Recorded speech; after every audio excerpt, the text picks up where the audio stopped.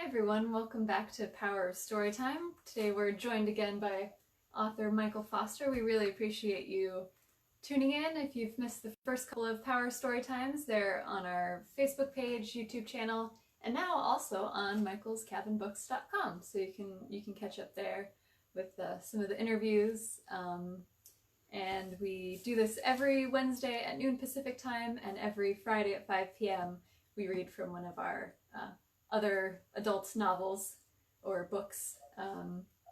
But today we wanted to talk a little bit about how some of the process along this book has been virtual. Like we didn't even meet you, Michael, until, I don't know, maybe a year almost into working together. We met at a winery in Lodi just after the book was, or just before the book was published, and before that we did everything virtually. What was that experience like for you? Yeah, it's true. Hi, Kate. Again. Hi, everybody else. I'm a little scruffy today. I got the quarantine laziness happening, so Yeah. I'm sure a lot of you can. We're all deep in the quarantine. Understand, but yeah, it was really interesting working with you virtually. We had a lot of conversations by phone, over chat, over email. We had all these outlets to communicate with, and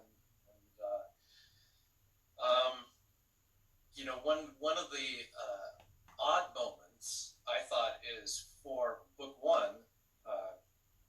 You guys were pretty insistent that I write lyrics for the song. Yes. That Alicia is singing at the end, and I, for my own reasons, didn't necessarily want to write lyrics because I didn't want them to be bad. I was more concerned about that. Even though I do some songwriting myself, I don't share those songs with people because whatever. I write them and I sing it's a very myself. Personal thing, yeah. And, it's they're not normally out there for public consumption, but I agreed and moved forward with writing a song. So the lyrics in the book are actually part of the song that I wrote for it. But I ended up recording this bit of audio with my phone and sending you the bit of audio of me playing it. It was really kind of strange. It was something I'd never done before, recording myself playing like that and sending it off. Yeah. I'll never forget when we got that. That was a unique part of the whole process. Yeah. When we got that little MP3 of the song from you, Marta heard it, the publisher, and she started dancing around. She was so excited. That was really fun. It was a very pivotal part of the story, and we are so grateful that you followed through and put together such a sweet, sweet song.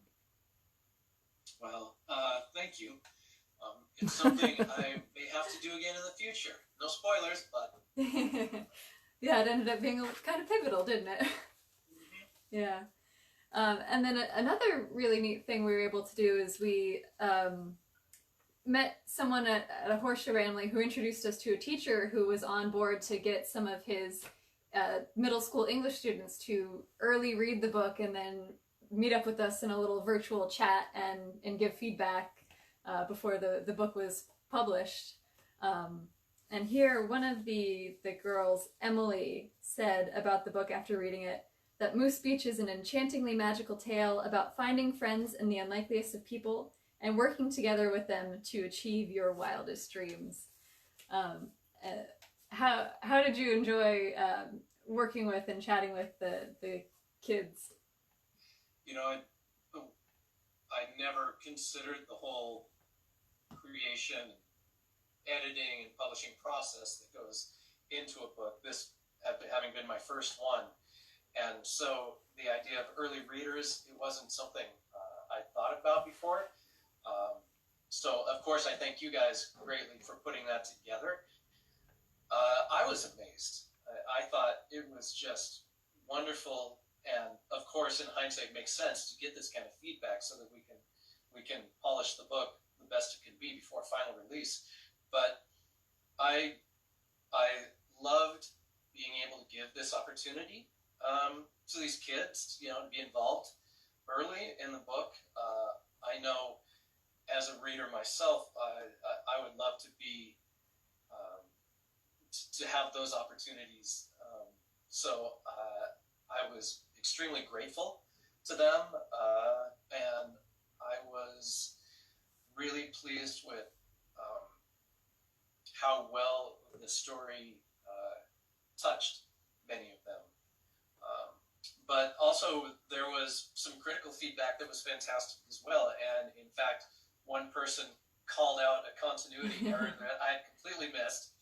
And I thought I'd gone through everything to make sure there weren't any, but he called it out and darn it, you're right. Thank you. It made me, gave me a chance to fix that before final. Yeah, there's nothing like a good group of early readers, because having different perspectives, you never know what people are going to see or read into it. And this was so fun because we got to meet up with them and chat virtually and get to hear from them about it, which that was kind of a first for us too, like to be able to do a little video chat with them. So that was fun. Yeah, I'm so grateful to their teacher, Robert Malone. He was really happy to be a part of the whole thing, and really added to the whole experience as well. So I was very happy about that. Yeah, and I think there were 6 or 7 kids. I'll go ahead and read off their names. Kelly Zhang, Emily Burrows, Andrew Silva, the teacher, Robert Malone, Elias Bomar, Charlotte Bogard, and Iris Ortega they all read the first book. And then a handful of them, I think it was 3 of them, read the sequel too and gave feedback, and then another class as well read that. So that's neat that it's like both books in the series got the early readers from that school. And then shout out. Oh yeah, and this is Mr. Malone in this picture, and this was your book launch event, which was pretty cool because a couple of the kids who early read came. And what was your your first book launch event? How was that for you? I apologize. My answering machine is going in the background. Oh. Just a notice that we are still on a stay-at-home alert. Thank you. Live TV. Gotta keep things spicy. So I apologize. I'm waiting for that to go away. It should be over any second. Yeah. And then I will have you repeat the last part of your question, just so I can make sure that. Oh my gosh, how long is this message going to be? Well, that goes on in the background. We were at the Cesar Chavez Library in Stockton, and we had a book launch event there because it was kind of halfway between. Because we're in Sacramento, you're in Hayward, and the kids were in Merced. So Stockton was kind of a middle point, so we all ended up meeting up there for the live event, and I think that was your first live book event for this book. How was that experience for you? Yeah, it was.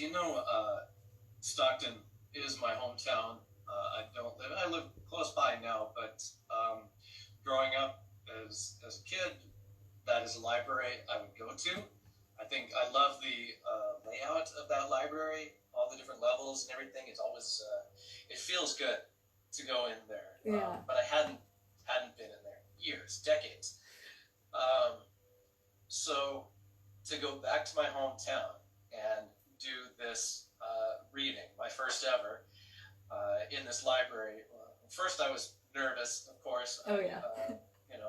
Always, I don't want to make a mistake, but then kind of realize everybody's there to have fun and doesn't have to be perfect, and it just felt great to be there and in my hometown and in this library, and to see the people that showed up, friends and family, and the teacher Robert Malone and his students that came.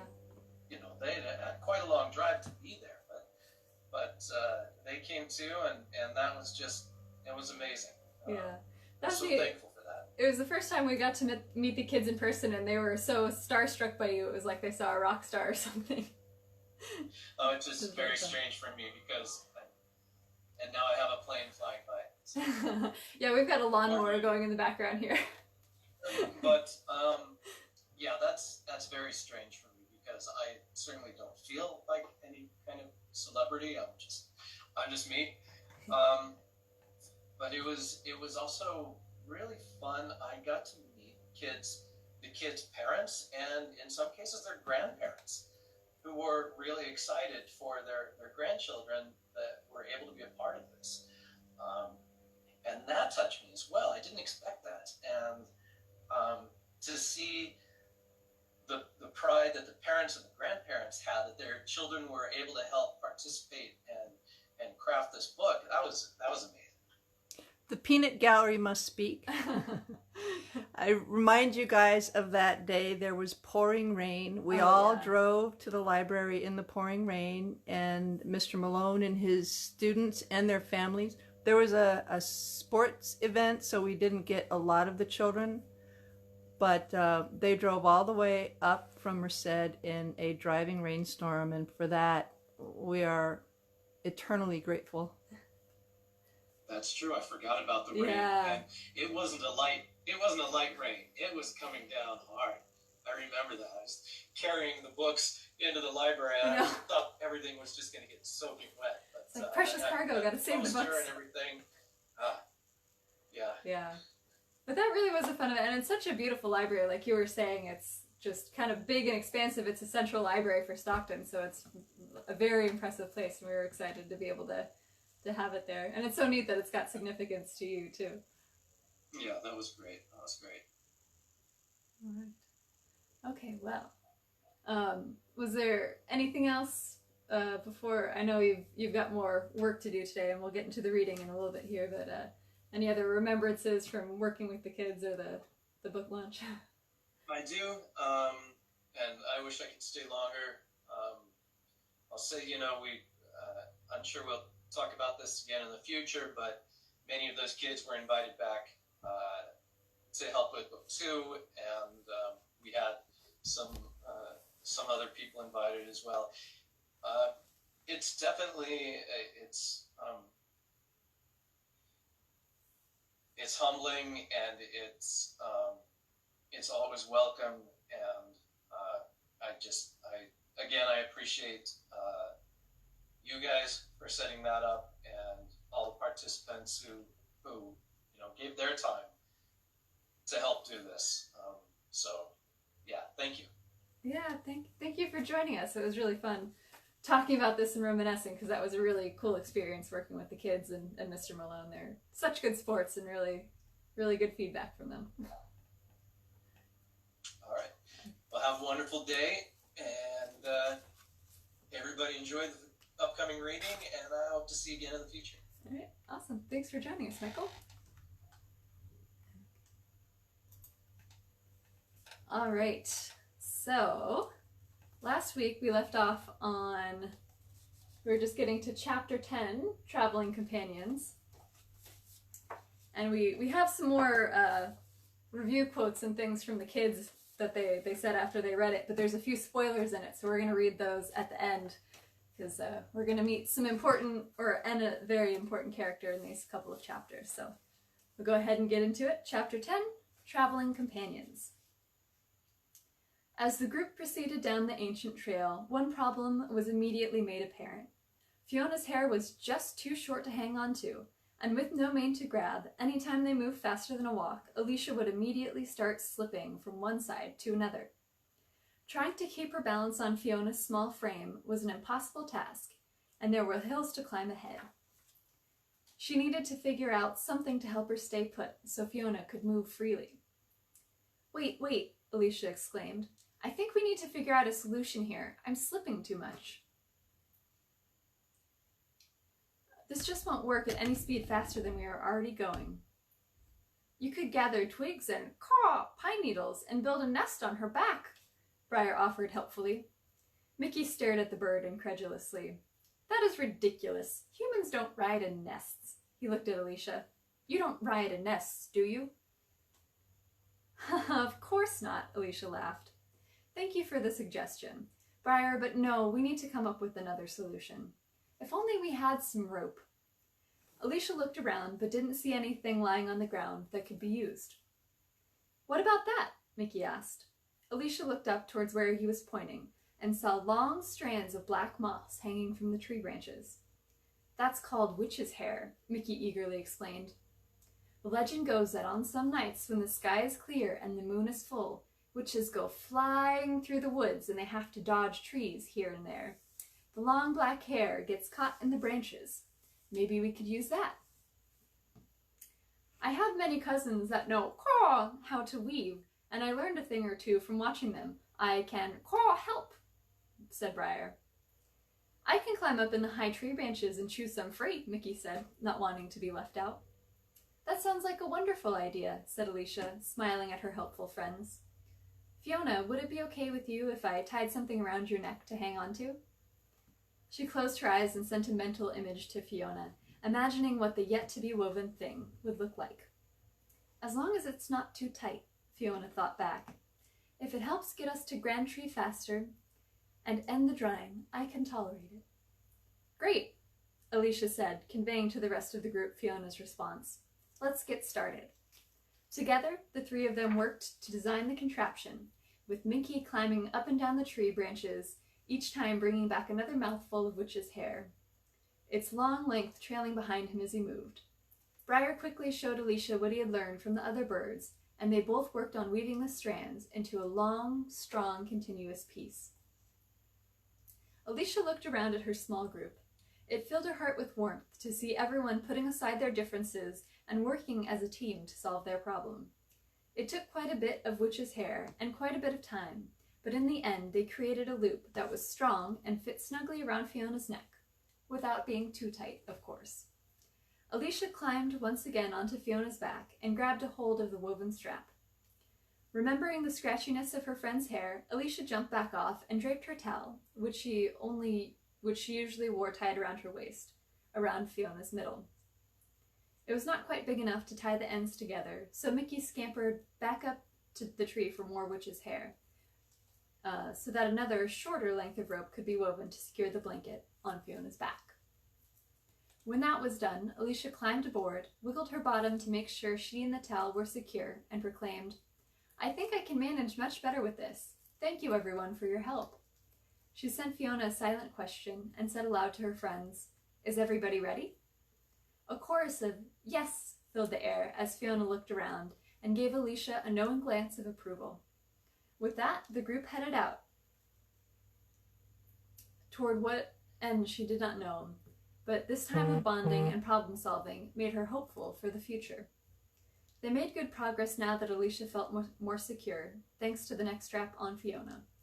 Once she found her balance and settled in, able to hang on with one hand while still carrying her walking stick in the other, Alicia gave the go-ahead, and Fiona was able to pick up her pace a bit.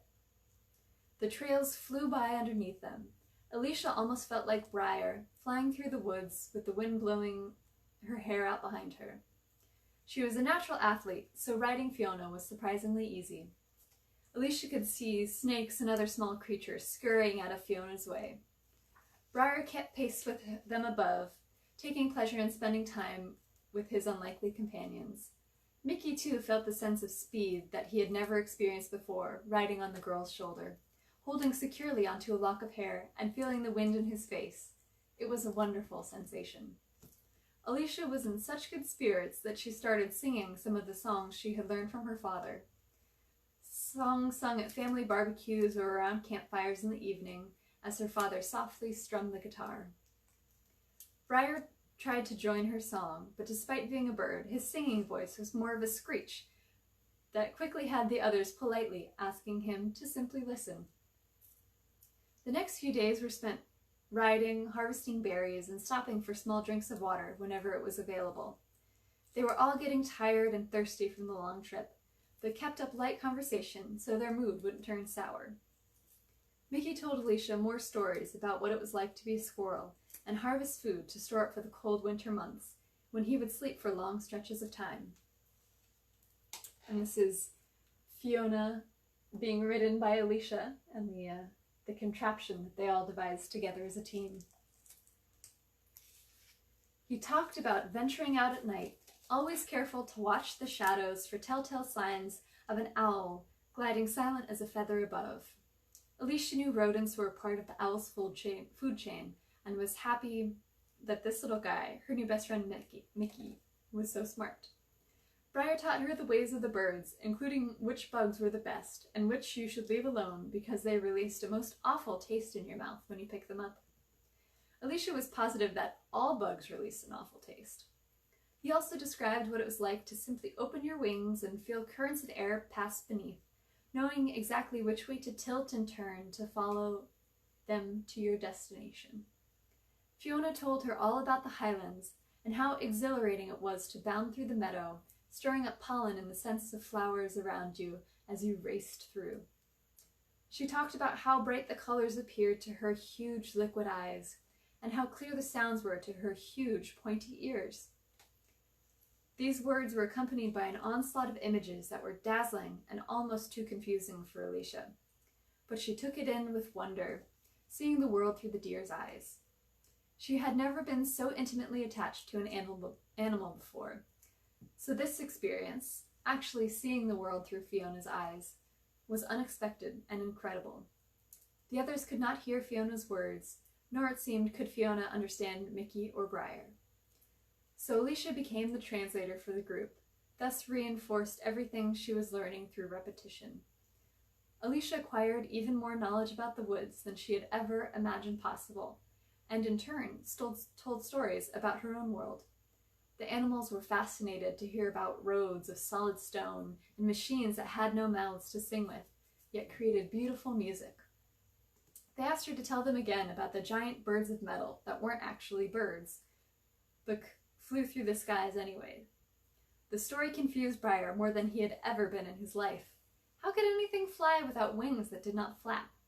He tried spreading his wings to test the breezes on a windy day, but none were strong enough to lift him up to the currents where he could simply soar.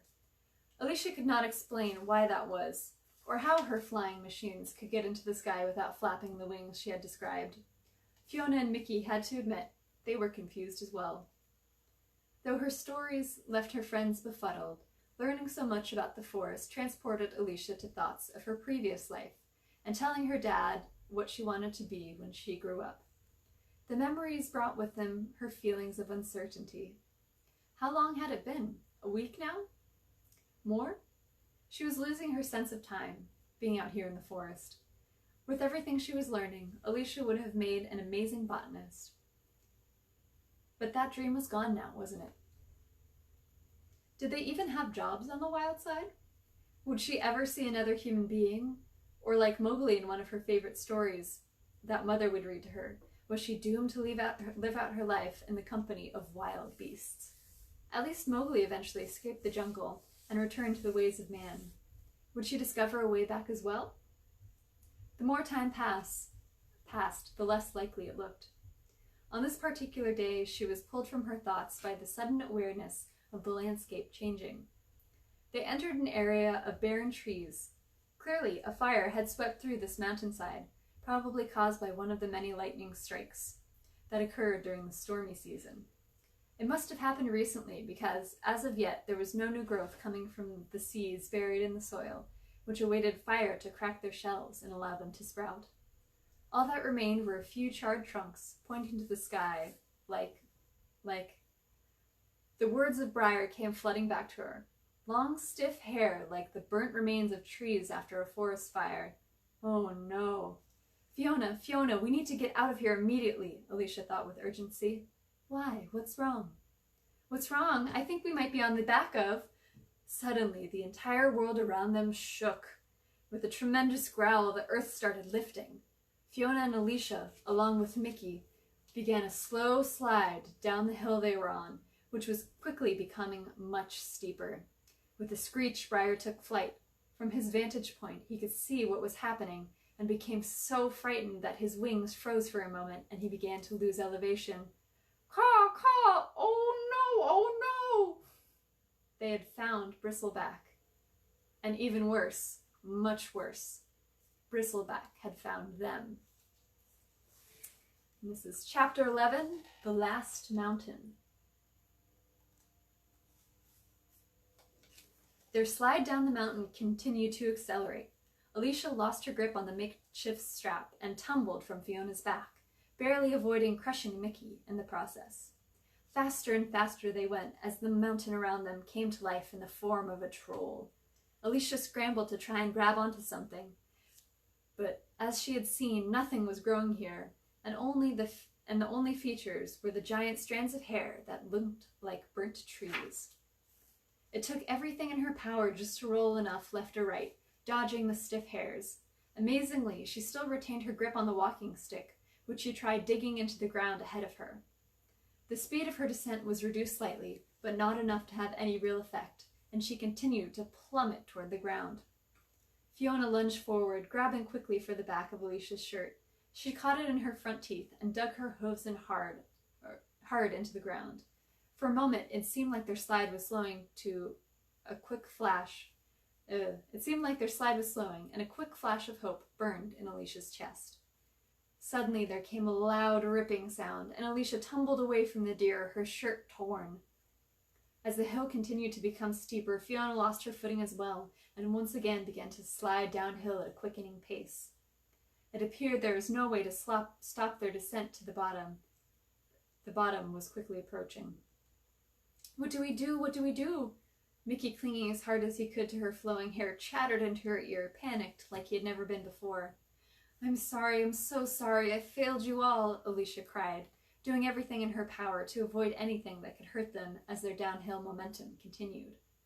"I dragged you along in this insane quest of mine to speak to a giant tree that is not going to listen to me anyway, and now because of my stupid ideas, we're all going to die."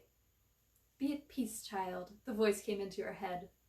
"Understand that sometimes you must accept fate. All the responsibility is not yours to take. Those who accompany you chose to do so willingly because you accepted them. You showed them love and what it means to care for each other. While tragic, know that you hold no fault for our deaths, and no one blames you for this." Alicia heard the deer's words, and even though Fiona was now well ahead of her on the frightening downhill journey, she took some comfort in the words despite the deadly circumstance she now found herself in. Fiona was right. In these last moments, Alicia truly understood the value of friendship. She would not have survived this long in this place without her companions. For a brief time, she had shown them that despite their differences, they could support and care for each other. She took consolation in knowing that at least Briar would escape unharmed. As the group slid closer and closer to the base, Alicia hoped that the fall would end quickly for all of them. She did not want to survive, only to have her bones ground into dust by the mountain troll's rock teeth. From the corner of her eye, Alicia saw the earth swinging towards her. Only, looking again, she realized it wasn't the earth at all. It was a giant arm blocking out all vision of the horizon. And attached to that arm was the most massive hand she could ever imagine. It was almost as big as her whole cabin. The hand swung towards their group, and with a surprisingly delicate touch, it grabbed Alicia, Mickey, and Fiona from its massive side in one scoop. Cradled in the giant hand, they raised up through the air, higher and higher, until at last they came to stop far above the ground. Alicia turned and found herself looking into the most hideous face possible. She froze. While their uncontrolled fall may have stopped, they were saved from smashing into the ground. The group of friends was a long way from being safe. And the danger staring them in the face looked much worse than the death they were anticipating only moments earlier. "Look at these delightfully bite-sized morsels," the mountain troll rumbled, his breath washing over the three of them like a wave of hot air. It smelled like a putrid garbage dump outside a fishery on the most scorching of summer days. The stench was that of rotting carcasses, and it choked her, causing her to cough violently. His voice sounded like stone grinding on stone. His mouth was dark and huge, like the largest, most frightening cavern ever seen. Not much of a meal exactly, but definitely worth snacking on. He smacked his huge lips for emphasis, and it sounded like a small explosion. Alicia, tired from the journey, but with adrenaline coursing through her veins from the near-death experience, drew herself up to her full height, and stood her ground. Her mind was full of only two thoughts. She loved her friends, and she would not let this monster hurt them. And she was not going to let anyone stop her from getting to Grand Tree, because he was the only one left who could help her get back to her world. "We're not afraid of you, Bristleback," she exclaimed with power in her tired voice. But the truth was, she was more terrified than she had ever been in her whole young life. "If you're going to eat us and grind our bones to powder, then just do it." Where was this coming from, Alicia wondered, but the words just kept coming out of her mouth.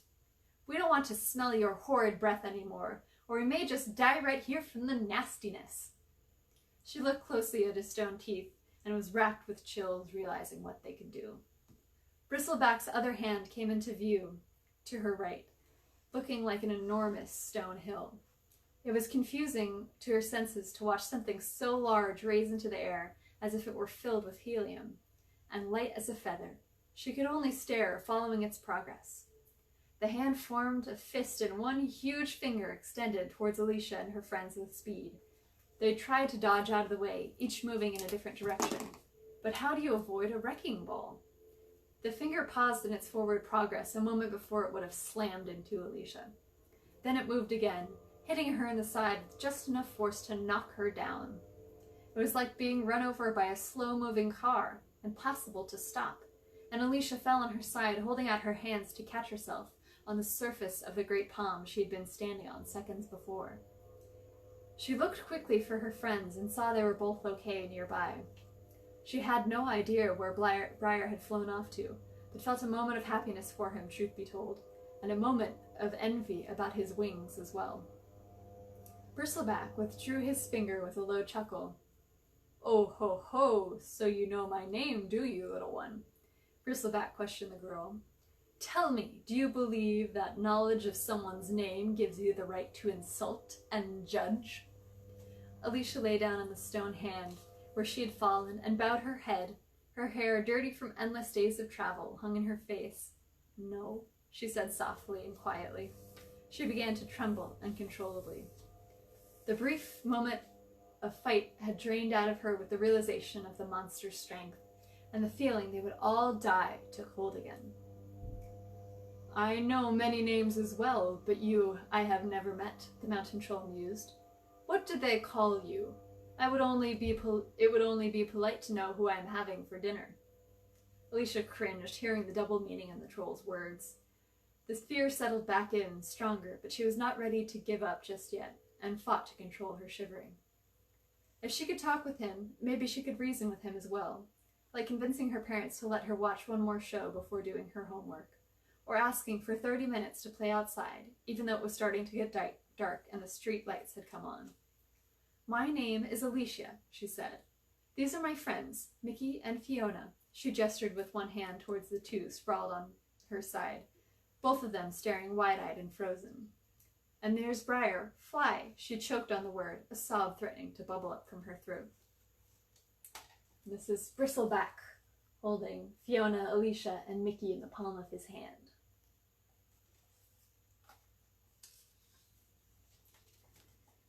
"Flying somewhere close by," she finished. Bristleback's gray eyes flicked between the three of them, settling back on Alicia. "And tell me, how did such a small human thing come to be in the wild side? It has been eons since your kind was last seen here, since the barrier was formed to keep you out."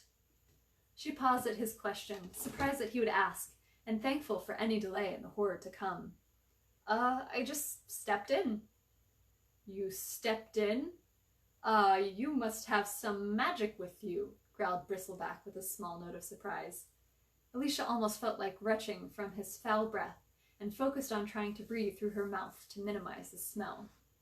"And if you just stepped in, why didn't you just step right back out?" "I couldn't," Alicia said, recalling the same conversation with Mickey when she had first arrived. The courage Alicia showed moments before started to slip away. Her confident stare turned into a familiar look of sadness. "It was gone. I turned around and it was gone." Her shoulders were no longer square and strong. They now drooped downward as in defeat, and she felt the familiar knot forming in her throat. My dad, my mom, the cabin, the lake, everything is just gone. Tears began to form in her eyes, and she angrily wiped them away. She didn't want this monster to see her cry. She looked him directly in the eye again, trying to convince herself, as much as him, that she was ready to take him on if she had to. "I understand, little one," the troll said. "My people are gone too. I fear that I am the last of my kind. Alone here in this land, and now even I am fading." Alicia paused. Was this compassion that she heard in his rocky voice? She looked closer at the giant creature and noticed patches of stone showing through his earthen skin in multiple places. "Soon I will crumble and fall into a pile of boulders. The land is drying up, you see. Grand Tree is taking all the water, and without it, my body is drying up too. Such is the way of things, of age and magic. There's only so much water to go around, and when it's gone, well..." Bristleback breathed a heavy sigh that rocked the group backwards. "But that is what I'm trying to solve," Alicia said with new hope. She rose to her feet, pleading her case with the troll. We all of us are going to see the great tree. I'm going to convince him that what he is doing is wrong, and that he must give it back to the land, instead of just taking from you." "Silly girl, how will you convince it of such a thing? Grand Tree has been stealing water for ages. It has grown so big it towers over the forest and would barely even see you." "I am tired of everyone calling me a silly girl," Alicia said defiantly, cocking one hip in disgust. "I am no such thing. I may be young, I may be small, but I know a great many things." She straightened her stance to face her captor and make sure Bristleback caught every word she said. "I know how it is to be a deer and run through the fields. I know how it is to be a bird and soar through the air. I know how it is to be a squirrel and hide from the great owls." Alicia bowed her head, her voice filling with compassion. "And I know how it is to be a human and to love others, regardless of what they might look like on the outside." Her head snapped back up, staring the troll in the face. "Even if they are creatures of the forest, even if they are giant nasty trolls with bad breath like yours." She spoke as indignantly as she possibly could under these challenging circumstances. "I am not silly, and I will speak with Grand Tree, and he will hear me." The tears left Alicia's eyes, and they were replaced with a fierce strength that even surprised Bristleback. Looking deeply at her, he thought maybe, just maybe, this little human child might actually have a chance. He saw her determination, her strength as she fought not to cry, and her immeasurable courage as she spoke to him with such authority. "I believe you, little one. I have lost my friends, my family. They have gone to the drying or left for other realms. I have seen other ancient things like the giants of old die right in front of me. I have a sense that my own days remaining are limited." "Don't eat us," Alicia begged. "Let me speak with Grand Tree. Help me make him understand. Please, he is my only hope. The only hope for all of us." She gestured to her friends, but included Bristleback in the swing of her arm. A huge rumbling sound like thunder began to come from the massive troll. A strong wave of fetid air came in huffs and puffs from his cavernous mouth as the sound of thunder grew louder and more intense. She covered her ears, trying to reduce the volume that had almost become painful. Mickey and Fiona hunkered down against the onslaught of noise. Had she angered the creature? Bristleback threw back his head, and an explosion of laughter burst forth, boiling up to the skies and causing sound waves that were almost visible with intensity. His huge hand shook from the laughter, and Alicia quickly sat down to avoid falling again. After a few moments, the great laughter died down, and Bristleback lowered his face to the trio. "I was never going to eat you," he confessed, the laughter still in his voice. "Clearly you don't know anything about mountain trolls. We don't eat creatures. We eat rocks." "But you said," Alicia started to argue, glancing quickly at Mickey nearby, the squirrel still quaking in fear, shrugging his little shoulders at her. "I know what I said," the troll replied, the last of the laughter leaving his voice. Since the rest of my kind left or died, I have preferred solitude, welcomed it even. The creatures of the forest want to believe me a monster? Let them. It allows me to be left alone, which is all I want in these final years of my life. Alicia rose once again to her feet, rage and disbelief battling for dominance within her chest. How dare you, she yelled, fist balled at her side, her cheeks flaming red with heat. How dare you terrify us like that? We almost died tumbling down your back. You held us in your face and taunted us. You said we were worth snacking on, and now you laugh at us? Alicia screamed her fury at the giant troll. How dare you? Bristleback was momentarily stunned by the intense hostility coming from the young girl. He opened his mouth to speak, paused, and closed it. Looking at the girl again, he opened his mouth to speak and held his breath a moment before saying, You are right, I am sorry. That was unkind. Those were not words Alicia had expected to hear. She hesitated. The outburst had drained her, and the fury of moments before seeped away as well. I have let anger build inside my chest over a great while. The drying has taken its toll on me as much as it has the rest of the lands and the creatures within. The loss of my family has changed me, but somehow I believe you could possibly save me too. He looked at her for response, but Alicia offered no words, mesmerized by what she was hearing, so he continued. Maybe you could save us all.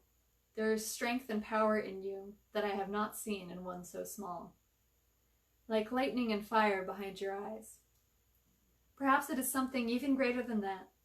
I do not understand this concept of love you speak of, but I believe you have incredible courage in you. So I'm going to help you get to Grand Tree. Traveling as you were would take several more days, and time is short. Instead, I will carry you so we can reach the old tree by tomorrow. And then we will see what we will see. They all braced against the foul-smelling, deep breath he took after that long speech. Oh, thank you, Bristleback, Alicia exclaimed hopefully. She looked to her friends, who stared, shocked and unbelieving, at this turn of events. They had spent a lifetime, generations in fact, in fear of this unknown monster. She knew it would take a long time for them to accept that the belief they held was so deep that She knew it would take a long time for them to accept the belief they had held for so long, so deep, was nothing more than a facade, a wall Bristleback had built around himself to protect him from ever having to feel loss of anything or anyone again. Briar, having heard the great laughter and seeing his friends uninjured, came flying cautiously up to the group. Alicia, you're still alive! Yes, Briar, and it seems with the help of Bristleback, we are very near to the end of our journey. And we'll leave it there for today. We're getting close to meeting Grand Tree. It's getting very exciting. And now that you all have met Bristleback, I want to share some of the feedback we got from the early reader students. And when we asked them if they had developed an emotional attachment to any of the characters, Bristleback came up a lot. And this person said, I think the best emotional connection was between two characters was with Alicia and Bristleback. Also, the development of Alicia's love and longing for her parents was something I really felt. And another student said, yes, when Bristleback talks about how he's all alone because his family moved on or is gone, I was nearly in tears. As a child of someone in the military, I know what it's like to be without your family or feel alone. So that's really sweet how the kids really connected with the characters, and you'll get to see next week how they all journey together and what shenanigans they get up to next. So thank you for joining us. We'll be back to read more of Moose Beach next, passage at Moose Beach next Wednesday at 12 Pacific time. And if you'd like to grab a copy or buy any of our books, you can go to calling-card-books.com/shop. They're all available for sale there. And we appreciate everybody who's purchased books so far. And also, if you'd like to read some sample chapters from all of our books, if you go to calling-card-books.com bookstore.com/read-now. There's chapters of all of our books available to read for free there. So thank you so much for joining us, and join us on Friday at 5 p.m. Pacific time as well. We'll be talking a bit all about water with Greg Chick, who's a water expert and advocate. Thanks for joining us.